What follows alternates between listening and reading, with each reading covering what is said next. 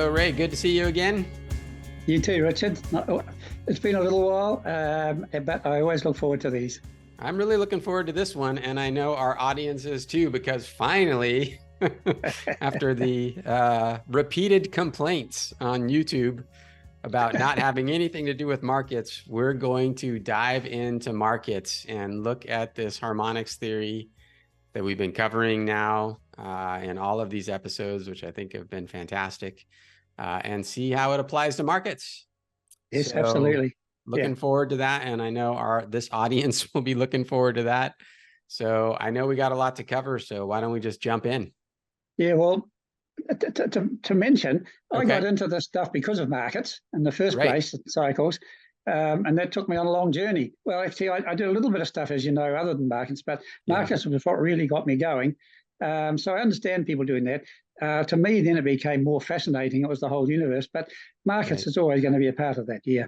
So I used to run a blog called Wobbly Universe, and that was my little logo on that. Wobbly Universe. That's a reference to the standing waves. Yeah, everything in the universe is doing that. And at one stage, my blog was very popular. Most of the articles were getting 10,000 views.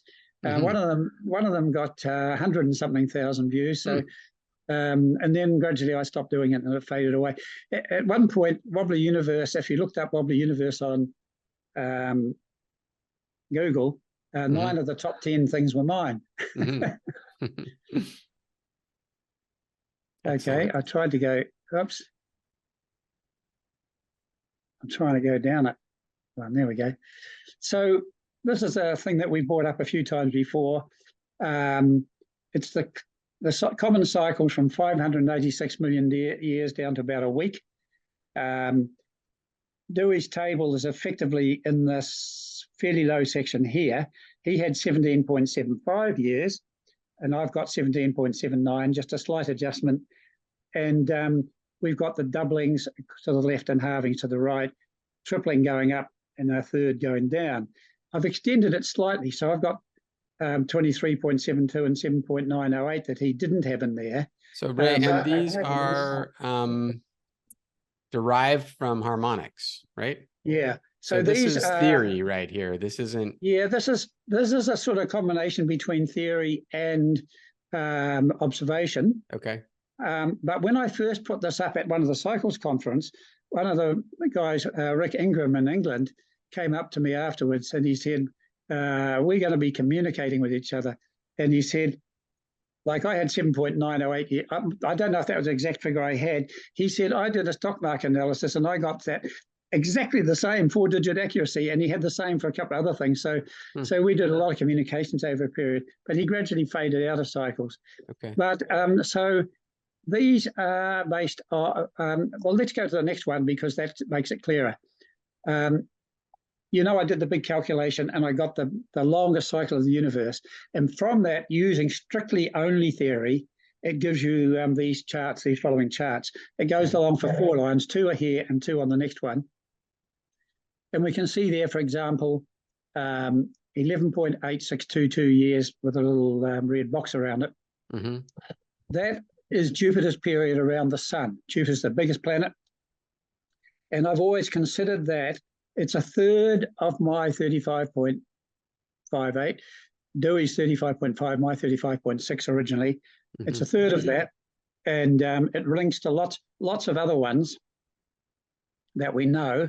And so this is calculated, this is pure theory, 100% theory, starting only from the known period of the longest cycle. It calculates all of this and that formula that we used.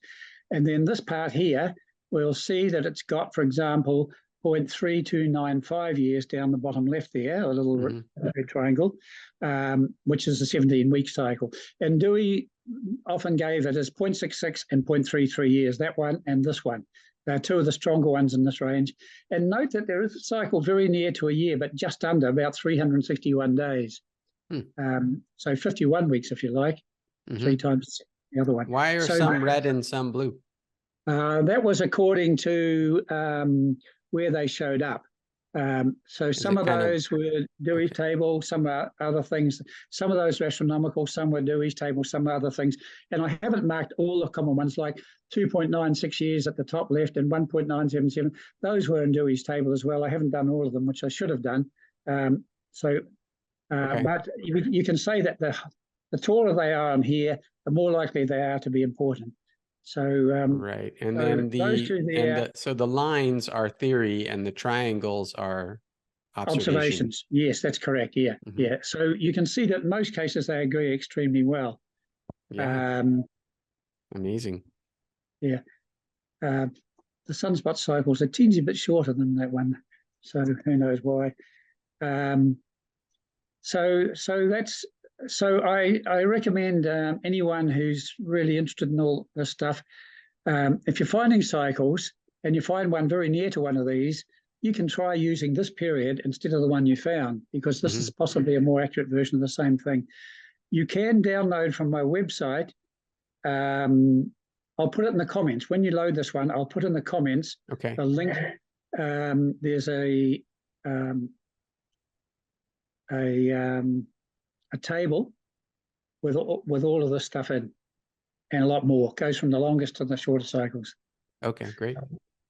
I'm just putting a couple of these ones up, commodities, showing how there's a big peak in commodities about every 20 years.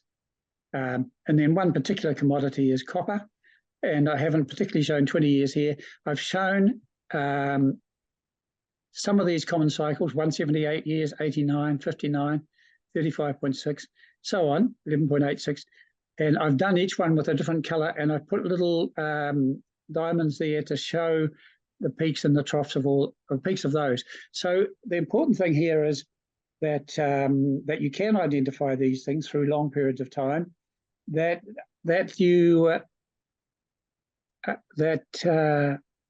in commodities, peaks line up. So multiple cycles come together at a peak, as we can see here, a whole bunch on that one, the biggest peak, and a whole bunch on this one, the biggest peak. And there's smaller peaks where there's only one or two lining up. Gotcha. Right, so that's that. Then I did one I talked about before, IBM share prices showing 5, 10, 20 days, 60, 120 days. You can see some other ones out here too, 240 and 360 days and 480 days. 120 days is our famous 17-week cycle, right? So we can see how these other ones are fractions of that coming off there. So those are things that people should look at if they want to study what the stock market's doing.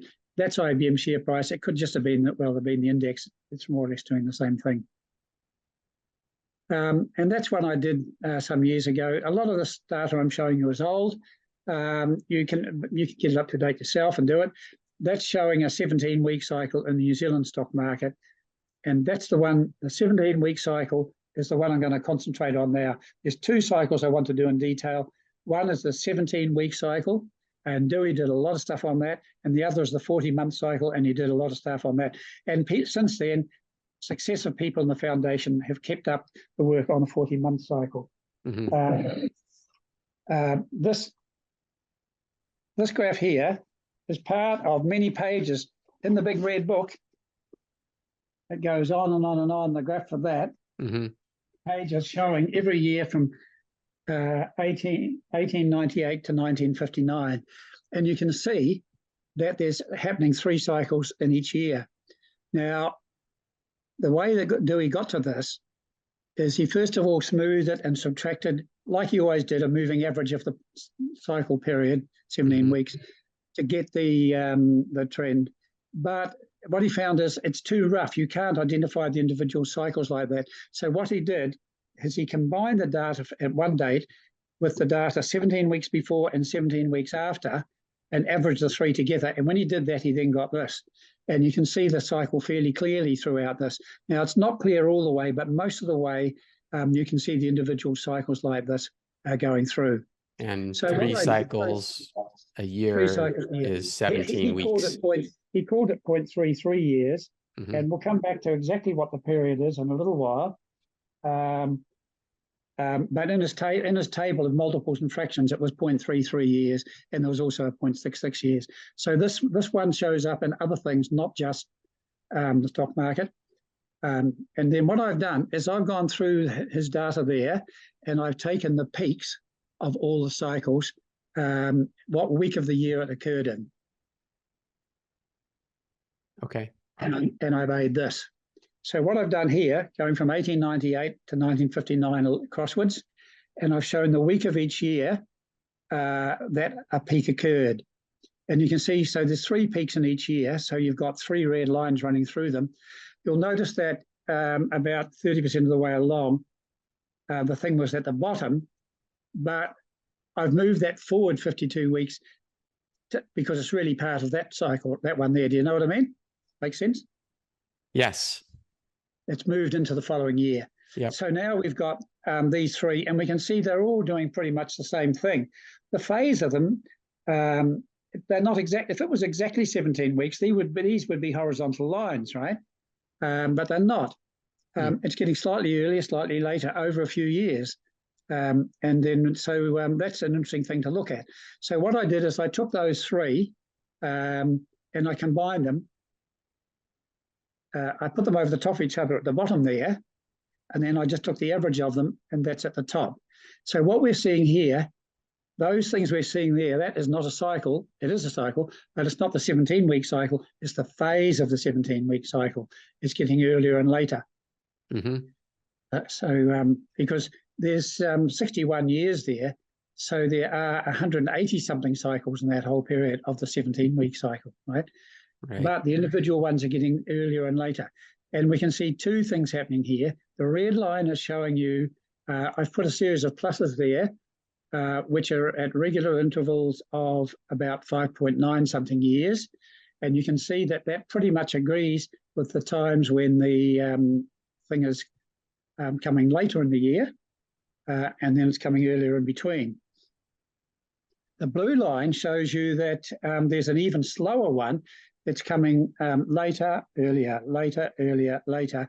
And that one's about 23-point-something years. We can't say very accurately what it is because we haven't got enough cycles of it.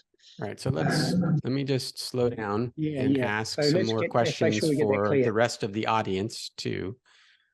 So what we're looking at here, a cycle, right, has a phase and an amplitude. Yep. And the phase can kind of shift back and forth, right? So so what you've done here is you are showing us kind of how the patterns of the phase shifts over time, of how the phase shifts. And what you're seeing here is that, about every 5.9 years and every 23.7 years, there are patterns in how the phase shifts. Exactly. So if we look at that first red peak on the left in the top there. This one? No, sorry, the biggest one. The big one, yeah. Yeah, the big one right there. So I'm still trying to wrap my mind around this, Ray. So that's pretty close to the 5.9 there. It's kind of peaking. I mean, what exactly is that telling us? That, that looks like that's about what, 1925, 1930 or so? Yeah, something like that. Yep. 1920-ish, I think. So if you were looking at the 17-week cycle, would you expect the phase of it to be shifted right or shifted left? Yeah, shifted and right. By how much? It's happening later. Well, it's in that case, it's occurring on the 20th week of the year, about 20 or 21 week into the year. Okay. It's also occurring 17 weeks before that and 17 weeks after that, right? Right. But gradually, like if we'd gone back to that previous dip, that was only occurring in the 5th week of the year. Okay. Got it. So it's got later by 15 weeks, which is almost a whole cycle. Right. So if you just average all those cycles over the whole period, or just follow that cycle right through, most of them are cancelling each other out. So it's only when you go to this detail like Dewey did at the looking at it year by year that you can see the cycle more clearly. But when you do that, forecasting isn't easy. Actually, before I did the 17-week one, I did the 40-month one. I found very, very similar thing to that. We'll come to that after this. But it started doing a similar thing. There's a slower modulation and a faster modulation. And what we'll find with all of these modulations is the modulations themselves are also cycles. And they tend to be related cycles, harmonically related cycles. Okay, let's go back a chart, okay? Yeah. So this is going to take a while. Yeah. It's got to be clear, isn't it? It has to be clear. It has to be clear. So, and it's almost clear, but not totally clear. Yeah. All right, go back one more chart. So this is from the Red Book, or from Cycles Magazine, basically. And so each of these years we're looking at kind of in 1936, are we looking at the average of 35, 36, and 37? No. Dewey did what he did is he took, say, the middle peak of 36 there. He made that by taking the data for that time, 17 weeks before and 17 weeks after. So every point on here is a combination of three values, 17 weeks earlier, at the time, and 17 weeks later. Got it. Okay. So we can call it it's a filter. It's a filter that's looking for periods in the vicinity of 17 weeks. And quite clearly it finds them. It shows up quite clearly, doesn't it? Yeah, definitely. And so the general method, a general method for showing a cycle would be to subtract the moving average of the period from the data. And sometimes you may average a few data points together to smooth it a bit. But in this case, it didn't show it clearly enough. So Dewey took a cycle before and a cycle after and combined them as well. And these are all good techniques. These days, people make much fancier filters than that. But this does the job. It does the job 90% well with the maths that they could do at the time with people doing the numbers by hand. When computers were people. Yeah, that's right. Yeah. All right. So next one. So what I did then is I took the peak of every one of these cycles, and you can see that there's three of them in each year in nearly every case. Right. And so I took those, and I've plotted here. Each of these little bars is one of the peaks. So that one occurred 27 weeks into the year, that one 46, and that one about 11, and so on all the way through. And so got it. So that's what that is. So those little vertical bars are the dates of the peaks in Dewey's data. Okay. And so you can see. And what week of the year they fell. What week of the year. And because they are very close to a third of a year apart, you get three of these each year. So this whole idea of doing week of the year works quite nicely because 17 is almost accurately a third of a year. Right. Okay. Yep. Okay. So that, and then just that little fact that at this point it came in early in the year, we consider that to be late in the previous year, right? Right. So that's why I've redrawn those bits up the top. Okay. From that. So now we've got three graphs. If I'd done it on a 17-week cycle instead of a 52-week one, but it was all arranged in years already, so I just did it that way because it also gives you a confirmation that all of these are doing the same thing, so they're really happening. Yeah, they're remarkably similar, really. Yeah, and so the lower graph is showing the three of those over the top of each other, and then I've averaged it to make the upper one. Yep. Okay.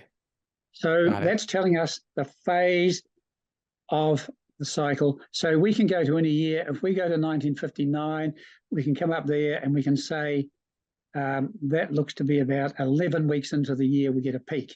And we'll get another one 17 weeks after that and 17 weeks after that, right? Right. Okay. This is a big deal. Hey? This is a big deal. It is, yeah. And there's two cycles going on there in the phase. So right. The phase is not constant. Now, if we don't recognize those cycles in the phase, it's going to come early and late and all of that. And you remember that people tell you that cycles come early and late according to whether the longer cycle is doing something or whatever. Right. So they are recognizing that they're modulated by longer cycles. Yeah. Can you tell everybody what modulation is? Yeah. So, well, shall we jump forwards to that? Yeah. So we're used to FM radio, right? And what happens is there's a carrier wave. So the green wave there is the carrier wave. And then the red wave is the modulating wave. And what's happening is when it's up, we're putting the peaks closer together. And when it's down, we're putting them further apart, which is the blue wave. So that signal, the blue wave, is the frequency modulated signal. Which is what FM radio means. So that's what your radio receives. It doesn't actually vary that much. They've exaggerated it here to give you the idea. But this is the thing that we're talking about, is that things are modulated. Now, in my experience, every cycle that's ever been found is not constant. Some of them fit very well. Dewey does a good job of fitting the best one you can to it, but they're all modulated. And in all cases not all, most anyway, cases, the modulation frequency is related to the actual frequency as well. So the modulation is what allows us to tune the dial, those of us who used to tune dials. Yeah, that's right. Yeah. Yes, absolutely. and get the signal at different frequencies. Yes. Okay. Well, you're tuning the dial to get the green one. You're actually getting the blue one, and those variations are being used to reconstruct the red one, which is what you hear on the radio. Okay. Yeah. We're doing it sort of the opposite order here. Yeah. Where were we? We were there. Yes. So, okay, you can see that the red and purple lines I've put here aren't perfect for following the little blue line, but they'll get you much closer. They'll get within a couple of weeks or so of what's happening. So again, we're looking at the phase modulation. Yeah, the phase modulation. And what I'm saying is, I've called it 23 years and 5.95 years. Let's go to this one. The reason I think that it's 23 is the 17-week cycle is this 0.3295 year one here. Okay. Down towards the bottom. And so, and we've got the, what were the two cycles we had? 23.7 and 71. 5. Yeah, so if you come up times 3 times 3 times 2 times 2 times 2, you get to 23.72 years. And that seems to fit. No, that's not the one. I'm getting mixed up with the 5.9. 5.9 there, yeah. So we come up to and we get to 5.9. So that's 3, 3, 2, 18 times. So every 18th one of those, it's going through one modulation. And then times 4 times that's 23.72 years. We've got the longer modulation. And there may be other ones there. Because when I did the other one, we got about 11.1 year one, and that's up there, isn't it? So we'll get that. But these are the periods that are the common cycles over the whole range that we know. Now, this was the thing I did, and I had Dewey's cycle period. Now, what happened is when I made a graph of Dewey's one, I found there was one point where the thing almost died out, and I think he slipped by one cycle. Now, you can sort of see it if I go back here. This may not be the place, but if we follow that red one up there, if we had gone to this one instead of that one, it would have been quite logical. It was closer, right? And I think that's what happened. He slipped one cycle like that. And that's, so he got a wrong answer.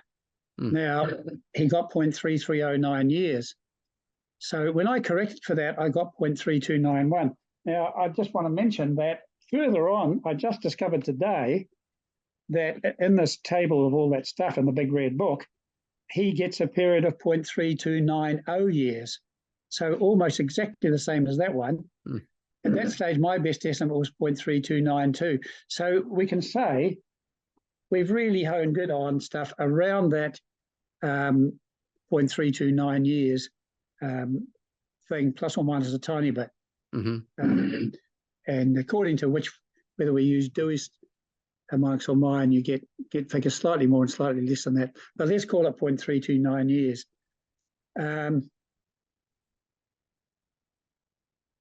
One other interesting thing in relation to this is that Jupiter and Venus make conjunctions with the Sun every 0.3244 years. Why do we pick Jupiter and Venus? Because those two planets have the biggest tidal effect on the Sun. And we can, in fact, detect that period in the sunspots going up and down every 4 months. So when we take that period of Jupiter-Venus and we take, I used 0.3289 years, we get beats every 23.7 years, and a quarter of that is 5.93 years. So I don't think this is all coincidence. I think there's real things going on here, that that longer cycle is truly connected by those ratios that we saw in the harmonics there. And that this gives us some explanation of why, and lets us hone in on what the real period of the thing is, very close to 0.329 years. So there we go. I've got now, when we do the calculation from the cycle of the universe, we get 0.3295. Those other things seem to say 0.3290. Maybe we can be excused for being 0.15% out. But these periods seem to work pretty accurately on the whole. Yep. So we did that one. So now I'm going to do some more relating to modulation. This is the spectrum of the Dow Jones in the vicinity of 17 weeks or 120 days. And we can see that there's a number of significant cycles in this range, given different numbers of days. So is this just using like a Fourier analysis? Yeah, well, this is using the CATS one, which will calculate values in between the Fourier, Okay. So, and you can see there's a number of significant ones in there. What I've then done is I've taken, that's a slightly expanded version of the one before, and I've shown what's that cycle there and that one make beats every 11.2 years. This cycle here and that one make beats every 11.1 years. Okay, 11.1, 11.2 years, that's the sunspot cycle. So it does seem to be that we're being modulated by the sunspot cycle on the 17-week cycle, among other things. We've also got an 8-year modulation and a 27.4 years. 27.4 years is half the Kondratiev cycle, and it pops up in a lot of things around 27 years. So, there's a 7.9-year cycle in the stock market as well. So these modulations are important for creating, whenever we get multiple cycles in a cluster, we start looking at the beats between them to find out what is being modulated by. And we can look to this method of, now there's two ways of doing the job. One is you just put in all these individual cycles and they will make the beats. You just run them and they make the beats. Well, the other way is that you get the one cycle and you modulate it yourself by how much it goes forward or backwards. Excuse me. But this whole thing, in my experience, all cycles have modulations. Even the most accurately measured ones, they've kept on redefining time. Originally, they did time by the rotation of the Earth, and they discovered, no, that's not constant. It varies around a bit. Some of the things that cause it to vary is the 11-year sunspot cycle we've got here, and a number of other things that affect the Earth cause fluctuations in the length of the day. I'd like to show my screen for just a minute, Ray, that I think will help explain what you're talking about. So this is just the S&P 500 futures, okay? Yep. And this is the spectrum here, right? Yep. Yep. And the cycles detected. So I just picked two cycles that were close together, like 29 and 31 here. Yeah. And so when you're talking about beats, yes, you're talking about like when two cycles are close together, kind of how do they get out of alignment and back in alignment? Yeah. Right. So we see here that there's, you know, it looks like the peak to peak, it's from here, that's 818, well, to here, 382. So that's 430 or so, 430 days that when those cycles kind of 29 and 31, like move out of phase and then back into phase. Do you want to know how to calculate from the two periods? Yeah, sure. You take the two periods, you multiply them together, and you divide by the difference between them, and that's the beat period. Let's see here. Let me just grab a calculator here. So we've got 29. That's a very useful thing for people to know when they're looking at this sort of stuff. Times 31 is 899 divided by what? The difference between those two. Divided by 2. No, not 2. It's 25.96 and 27.23, isn't it? So it's 1 point. No, it was just 29. Well, it was just 29 and 31. I just picked 29. All right, whatever. Yeah. So it was about 450, you know, which is about what I calculated off the top of my head. So yeah, okay. So you multiply them together and then divide by the difference. Perfect. Okay. All right, back to you. Rightio. Musicians will be familiar with it. If you get a piano and you hold down B and C in the middle of the piano together, push them both down together, you'll hear which is the two notes coming in and out of phase with each other. Yeah.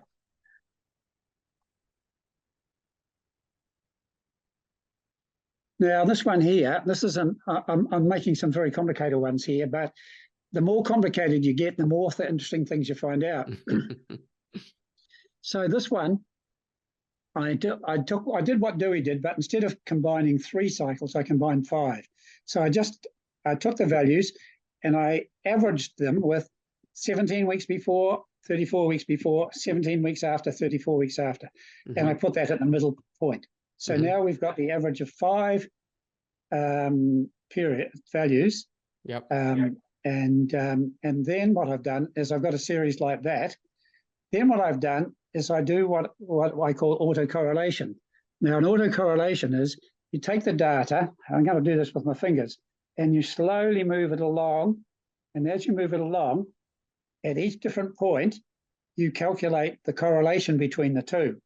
How similar are they? Okay. And you do that with different lags. Now, I've done this with lags right out to 2,000 weeks, which is 40 years. And what you see is when you commonly do this with things, because these were 5 averaged together, those ones will be big at the beginning. But it fades out and comes back, fades out, comes back, and it does that repeatedly. And the fact that it keeps coming back just as strong is saying there really is a real cycle like clockwork behind the scenes happening here. And that's important. There's different types of cycles. Some things will have like clockwork behind the scenes, some won't. Like the business cycle, you will, if you do this with the business cycle, you will find after it will fade out over a couple of cycles. There's no clockwork running that. And that's why Dewey said the business cycle is not a real cycle. So he was aware of this thing of whether there's something like clockwork or not. Now, in this case, the times that it comes back into phase again fits pretty accurately with the 3.39 year cycle, which is the 40-month cycle. So this is saying the 17-week cycle comes back to a similar phase every 40 months. So the 40-month cycle is actually generated by the 17-week cycle. I wouldn't say which generates which, but it's certainly linked to it. Right. Yeah. So these are something you can do in cats like autocorrelation. So often will tell you extra little things. So basically, when you correlate the 17-week cycle with itself, yeah, that's right. That's what's happening it kind here. of peaks every those correlations. It gets stronger. Yeah, it gets stronger relationships every 40 months. Yeah, and we're going to do that on a larger scale in a little while with something else. And it's kind of like the beats idea, right? Yeah, it is. 175-week cycle. That's, I think we'll find is 40 months. And you can see the troughs here are pretty regular. But here it did an extra one halfway in between, you know. This is the sort of things that happens. The rhythm of these things is going. How did you, what is this that we're looking at here? Is this just? This is the variations of the S&P from 175-week moving average. Okay, got it. Very simple one. Yep. But you can see the 40-month cycle there. Now, this is a talk that I did in 1993, I think it is. It was the second time I went to the foundation and did a talk. Mm-hmm. As you can see, I did hand drawing ones in those days. Mm-hmm. There was no video made of this one. There was a sound recording, but it's possibly lost. But this was the original chart that I put up. Now, it's going from 1870 through to 1993, 2 or 3. And it's showing the phase of the 40-month cycle. So you can see again, the phase, like we had with the 17-week cycle, the 40-month cycle is getting earlier and later. And there seem to be 2 cycles going on. The dashed one, it goes up and down about a year. Mm-hmm. And the solid line goes up and down about a year. That one's 23.7 years, the shorter one, which was the longer one and the other one. And that's 71.1 years, I think. These are the harmonics there. That's the 40-month cycle, 3.386 years. 7 times that gives you the 23.7 year, and 3 times that gives you 71.1 year. Some other fractions of those give you these other cycles that are common cycles. And many of those occur in the stock market. Actually, I should have put divided by 3, which is 7.9 years. That does too. Mm-hmm. So it's showing you a bunch of cycles. Now, there's 2 ways of making a thing. One is do you just make that 40-month cycle and you move its phase around by a bit, or you combine all these different cycles with the correct weights and correct phases to construct the thing. Both ways are equally legitimate. They're equivalent things. Okay. Now, the interesting thing on that occasion was we were right, it was September, if I remember correctly, in 93, and that was the bottom of the 40-month cycle. Now, as you know, everyone likes to be told what the stock market's going to do, and I was the last speaker, and all the other speakers all said the same thing. They said, we're at the low of the 40-month cycle this month, or this quarter. This quarter we're at the low, and so in 20 months we'll be at the peak because it's a 40-month cycle. But I did this one and I said, hang on a mo, we're down there, we're going up there, it's going to be later, we're going to get an extra half a year in this cycle. It will be it was about 25 or 26 months, and that was correct. So this method does allow you to run in this case for a few extra months while the market's going up before you get out. Does it also affect where the bottom is? Or does it just kind of extend the cycle? Yeah. Well, it's the phase of the cycle, so it's right. But if it's still 20 weeks, does that mean it bottomed 6 months later and then it peaked 26 months later? Yeah, the whole thing is shifted. The whole phase is shifted by that. So, it's.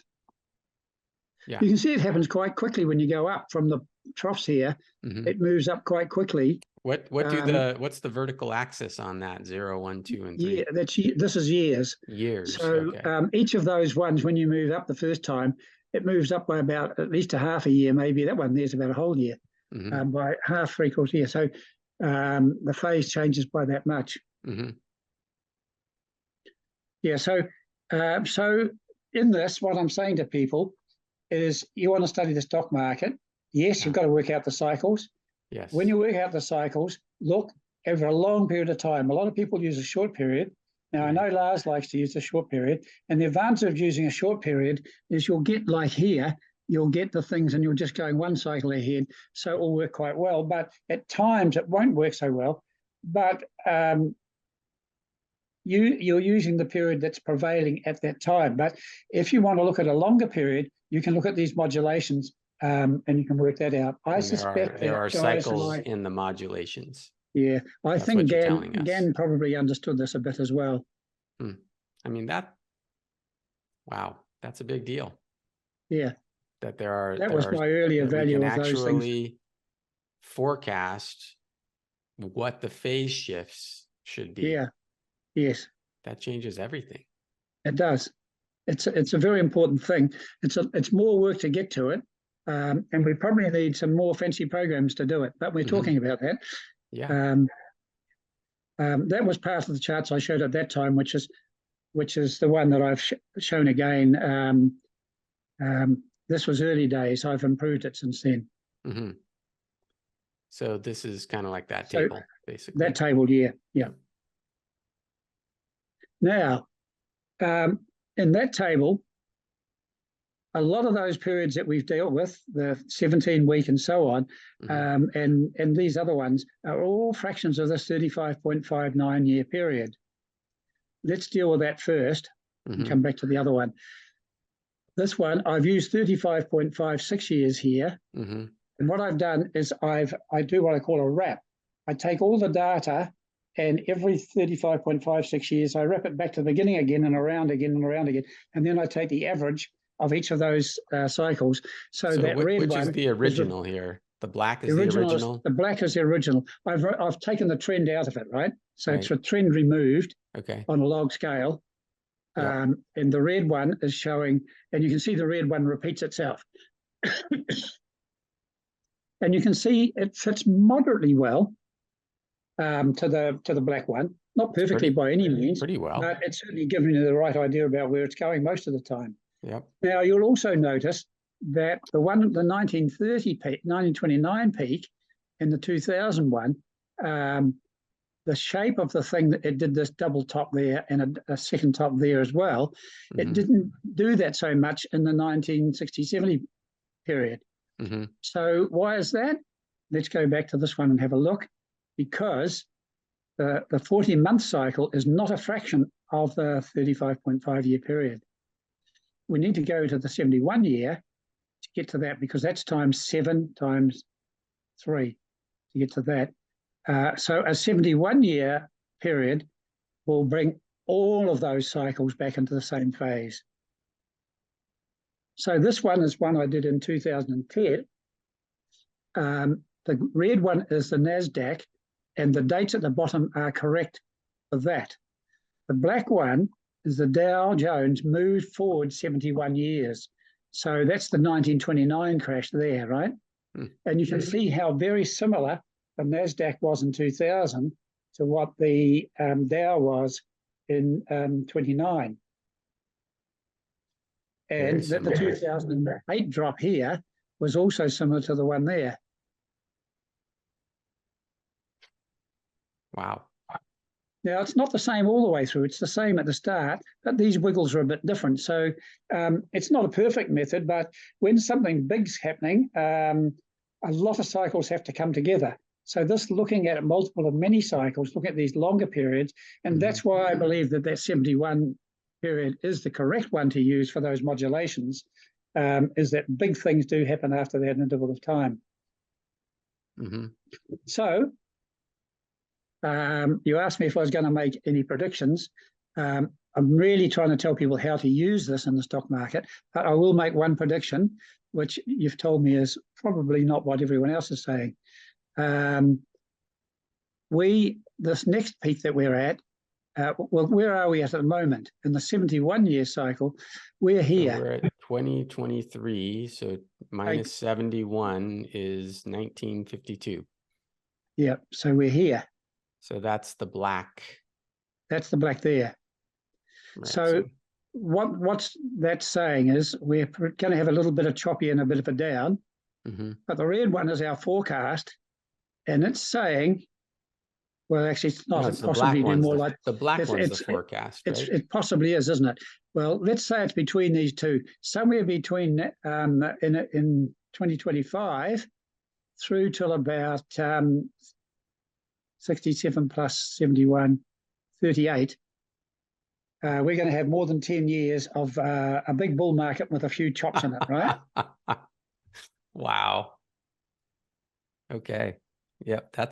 Doesn't feel like that. That's for sure. It doesn't, no. But as you will know, when everyone thinks, when all the brokers say the market's going down forever, that's the time to buy because it's going to go up, and vice versa. Right. Contrary opinion, yeah. So just tell us one more time why you think this 71-year cycle is kind of the magic cycle for the stock market. Because all the known cycles in the stock market, the 17-week, right, the 40-month, and a number of these other ones do occur. The 4.4 year does, the 7.9 year does. A number of these other ones occur as well. All of them are harmonics of 71.17 years in that chart. We're dividing by 2 going across. We're dividing by 3 going down. We're dividing by 7 when we jump to this other group here. Yeah. And there's so no stock. I'm thinking back to the copper chart that you showed. Yeah. Are you saying that, these fractions of 71 kind of all come into alignment every 71 years? Yeah, exactly. Yeah. 2 of that cycle make that. 4 of that do. Yep. 8, 16, 32. That one's 21 times 3, 63, I think it is, isn't it, to get to there. They were all exact multiples. So if those cycles are really running like clockwork, and that one there, times 3, times 3, times 2 to get to that, times 3, times 2, times 2 again to get to that. A lot of cycles of the 17-week one. You might even find similarities in the 17-week cycle after that interval. That would be interesting to look at, wouldn't it? We've got enough data for that. Dewey didn't have enough. He only had 61 years, but we've got more than that now. Yeah. So we can do that and see if it does work. Okay. I'm not going to really talk about this, but this is an intraday thing. It's showing each of these things as one day. We've got about a week, but we've got 5 days there. The dark blue is what actually happened to the Dow, but I've put some little purple dots there where there's a peak or a trough. I've done peaks. I'm supposed to do troughs. I'm a bad boy, but there's some peaks there, and those little ruler things are hours and half hours, and you will find that those dots are quite often about 84 minutes apart.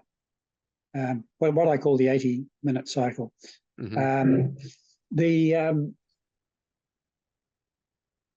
What's his name? David Hickson? Yes. He was doing it, started to do intraday. So I said to him, you will find 160 and 80-minute cycles and 6 and 3-minute cycles and other ones harmonic related to them. And one of the ones that came out was 53 minutes, which is a third of 160 minutes. But the other ones were there. So if you want to do intraday, the beauty of this is you can trade many more cycles at once. There's a lot more work in it, and it has to be highly automated because you can't keep up with it by hand. But if you get all the cycles worked out and their modulations, which you will need, then you can run something in real time that's buying and selling at the times it should, and gets out of the market when it's getting it wrong and gets in when it's strong when it's going right. And I think it's possible to do that. So you'd have to know you'd have to know kind of the master cycle and the sub Yeah. cycles and all their modulations too. But if you get the daily data, if you get the 1 minute data, right? Yeah. You can get a year's worth of that. That's a lot of minutes. It is. Isn't it? It's It is. 500,000. I'm Yep. not sure cats will cope with that many. It might. But you can do it in sections anyway. So the means is there. I don't know how clever these big guys with the big funds are for doing this. I don't know whether they know about modulations of cycles and things. I don't know if they do. How many of them use it? Let me share my screen for just a minute here, Ray. So I do have some intraday data here. Yeah. I'll just go to, well, these are futures. So yeah, I don't know what the heck. Let's look at Bitcoin, you know. Why not? Why not? Let's see. I've got 2 minute data on Bitcoin. Okay. And if I do, how much data do I have? I've got 5,000 data points. Yeah. Here. Okay. Yeah. So if I zoom in, I can't get it all on the screen, on one screen, but there's a lot of data here. And this is the time interval on spectral that screen? 2 minutes. 1, 2, 3, 4, 5. Oh, yeah, that's about 5.5 days, isn't it? There's a daily cycle there, isn't there? Well, let's see. So if we just go by Bartel's here, yeah, there's 168 period cycle. That 168 times 2. Get my calculator back out. That's 336. Right? 336 minutes. That's less than a day. You want a longer cycle than that. Divided by 60. That's 5.5 hours. Yeah. But if that, I mean, what are we looking for here, right? How would we figure out what the master cycle is? Well, what I sometimes do is I take all the cycles periods and I feed it into my what I call Kotov's method, and I look for fractions and multiples. I look for periods that the other ones tend to be fractions and multiples of. In this case, you look for ones that they all tend to be fractions of, and so that would be a clue to the master cycle. And I would expect that you'd find, if you're looking at short cycles, I would expect that you'd find 160 minutes would feature in there as a master to some of those. So that would be about a cycle of about 80. Yeah. These are 2 minutes long. Yes. I mean, there's a lot of cycles in here, over 5,000. Yeah. Data points. Right? Oh, I was looking at the wrong one there. I was looking at amplitude, not period. Yeah, you'd only do the whole number of whole number of things here. Right. Yeah, whole numbers is all right if you've got a 642 period cycle. Having a whole number doesn't matter. You're only going to be one part in 640 out. But if you're getting down to 20 and you change by 1, you've changed it by 5%, and you've totally lost, because that means if you've got more than 20 cycles, you're missing them. Right, that's true. We have to have this discussion with Lars. I've got to convince Lars to do it different. We go down to shorter time frames. Yeah. Right. So if I need to get more resolution, I just go down to Well, that's valid. Yeah. All right. So Kotov's method, that's something that we have to talk about. Yeah, we talked about it earlier. It's basically looking for a value that all the others are fractions or multiples of. So if we're looking for master cycle, we want them all to be fractions of it. Can you learn about Kotov's method online? If you look it up, you'll probably find something I wrote, because I'm the one that called it Kotov's method. Yeah, he calls it commensurability. Yeah, I've got a page on my website about it. Okay, on Wobbly Universe or on? Just search Kotov's method. I did, sir. Unless I have the wrong. Did I spell it wrong? Kotoff. No, Kotov V. Okay. Oh, I see. Kotov. I can't type. That's my trouble. Kotov's method for chess improvement. What I got, not that. All right. It seems to be a, here it is on YouTube. Yeah, yep. It'll be my talk about on YouTube. There it is, Cycles Research Institute. All right. So here's where folks can learn about Kotov's method. Yep. And so Kotov's method helps you to identify the master cycle. Yep. Because you kind of figure out which ones are fractions of the master cycle. Yes. Which master cycle has the most subcycles that are showing up that are fractions of it. Yeah, people have tried to do this with the solar system, and one of the popular ones is about 501 years that everything likes to be a fraction of. Yep. Okay. Yeah. All right. So just to sum up, what we've seen today is that, I mean, the biggest thing that I've seen that you've convinced me is worthy of additional research is that the way that the phase of a cycle moves around over time is actually predictable. Yeah. That's a big deal because it is. Getting a phase right is can be the difference between success and failure. Absolutely. Sure. And then the second thing here is that you gave the example of the 71-year cycle as being kind of the master cycle of the stock market because all those other cycles were fractions of it. And that so if we can identify that master cycle, of any time series, that really can be a big key. Yeah. Because I've heard people talk about big cycles, right? I mean, in 90 years is a common one that people talk about. I don't think I've ever really heard anybody talk about a 71-year cycle. Look at Dewey's table. He's got 17.75 years, 35.5, 71. Yeah. It's in there. Yeah. It's great. Fantastic. And then we can kind of look at what you call the wrap method, but it's really shifting the data forward by 71 or 35 years. Yes. And help get insights that way. Yeah, well, what the wrap does is it allows you to combine multiple cycles, average them out, and get the average shape of the thing. Yeah. Right. Yep. Because bear in mind that although we're looking at that whole section that were in one part of the thing that were all fractions of that, there are always other cycles that are not fractions of that are coming in, which is why it doesn't repeat exactly. And so that's you have to bear that in mind that there are other ones, and every so often a bunch of those come along together and goes whack. Some other cycle that comes in, it's a very long one that all came together that isn't related to the ones you've got, and that can do things. So you always have to have protections built in to guard against those cases. Of course. Fantastic. All right, Ray. Anything else, or that's a wrap?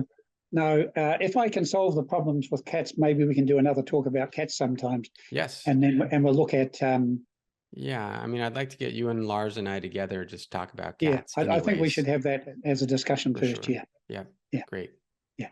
Okay. Thanks, Richard. Thanks very much. Thank you, Ray. Really appreciate it. Great we stuff. You've given us lots of clues. Yeah, we can call that the close of the series at last. Yes. Yeah. All right. Well, it's been great. Really appreciate it, Ray. I know it's been dense material, but I really think you've given us a lot to work with, and I hope that some other people will continue to pick up your research and carry it forward, because I think it's fascinating. I think it is the most coherent theory of cycles that I've seen, where the theory actually matches the observations. So well done. Okay. Thanks, Richard. All right. Take care. Thank you very much. I've enjoyed it. Yeah. Likewise. Bye.